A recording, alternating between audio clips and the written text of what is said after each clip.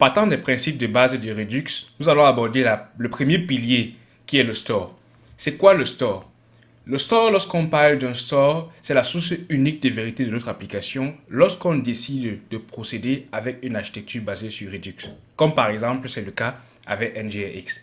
Mais à la base, le store, ce n'est ni plus ni moins qu'un objet JavaScript qui est placé quelque part, comme une banque de données ou alors une base de données, mais qui est présente seulement dans le front. Dans cet objet, on peut insérer différents éléments, partant des simples booléennes comme isAdmin ou alors isFilterOpen, en allant vers des objets un peu plus grands comme un utilisateur complet contenant un username, un rôle, ou encore une autre structure de données comme un array avec les catégories contenant les fruits ou les légumes. Mais est-ce qu'on est permis d'insérer tout type de données à l'intérieur de notre store ou alors de cet objet qui va agir en tant que banque de données dans notre application? En réalité, lorsque nous travaillons avec Angular, nous n'avons pas besoin d'inscrire tout type de données à l'intérieur et ce n'est pas recommandé également pour améliorer la capacité et la performance de notre application. Par exemple, dans le store, il ne faut pas inclure un état qui n'est pas partagé avec plusieurs composants.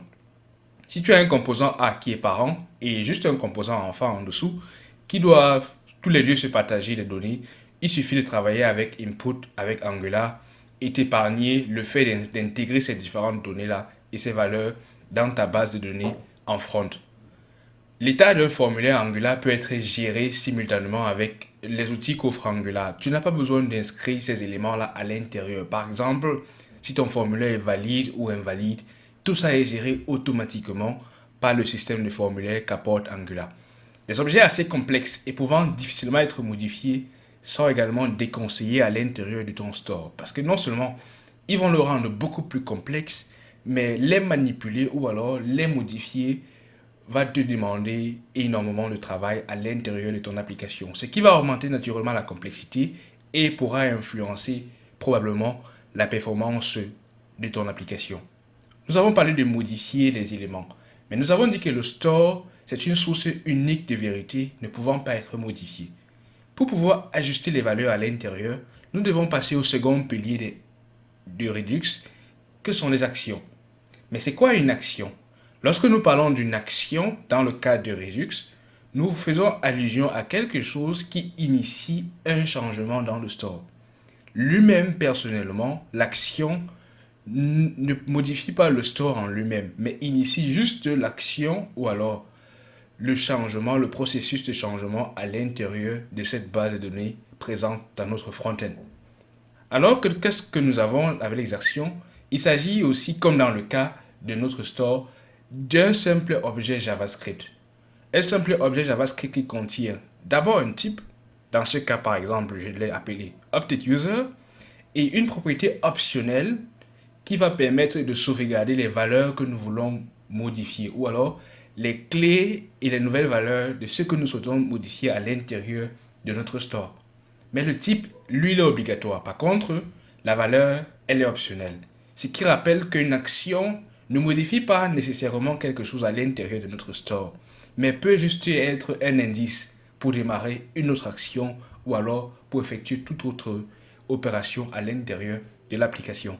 Si je prends le cas précédent de mon store avec isAdmin, isFilterOpen et user par exemple, et que je dispatche, comme on l'appelle dans le contexte de Redux, une action avec un type UpdateUser et des propriétés contenant un user et un nouveau rôle qui est superadmin en lieu et place de admin qui est présent dans ma base de données en front. Après avoir dispatché cette action, je m'attends à ce que mon store ou alors l'état de mon application soit modifié et me présente la nouvelle valeur avec le rôle superadmin. Mais par quelle magie l'action que je viens de passer réussit à modifier uniquement la clé rôle avec la nouvelle valeur superadmin sans toutefois modifier entièrement l'objet? Cela, on peut le réaliser avec le troisième pilier de notre application ou alors le troisième pilier de Redux que nous allons voir dans un instant. Mais avant, on peut initier des changements dans le store, par exemple dans le cas du login, par exemple pour démarrer simplement un loader ou alors pour modifier des données existantes dans notre application. Et cela passe par des fonctions qu'on appelle des fonctions pures ou encore réducteurs dans le jargon de Redux. Un réducteur ou alors un réducteur en français, c'est une fonction qui permet d'adapter le store à la demande de l'action. Qu'est-ce que ça dit? C'est simplement de procéder avec une fonction, qui est dans ce cas une fonction pure, je vais revenir dessus, permettant de modifier ce que nous avons reçu. Dans ce cas, j'ai utilisé la syntaxe de NGRX que je vais te présenter un peu plus tard dans ce tutoriel avec Create Reducer, qui permet de créer un nouveau réducteur en prenant en compte un objet JavaScript qui est l'état initial de l'application. Lorsque tu démarres ton application, tu n'as encore aucune valeur, aucune donnée. Alors son état initial, c'est simplement un objet vide. Pour remplir cet objet, tu peux le faire avec une action. Dans mon cas, si je dispatche une action update user par exemple, alors je vais avoir une fonction on qui prend deux paramètres, state et action. State représente l'état actuel de mon application. Action représente les valeurs que j'ai passées à travers un objet action. Dans ce cas, c'était update user.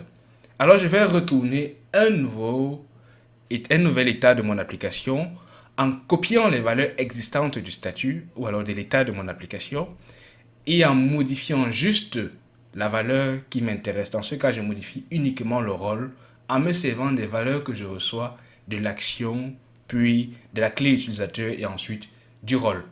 Ainsi, on peut, à la demande, grâce à simplement une action, modifier ou alors ajuster certains éléments précis à l'intérieur de notre store dans l'architecture de Redux. Cela fonctionne tout aussi bien avec NGRX que nous allons voir tout au long de ce tutoriel. Mais nous avons parlé de fonctions pures dans le cas des réducteurs. C'est quoi une fonction pure?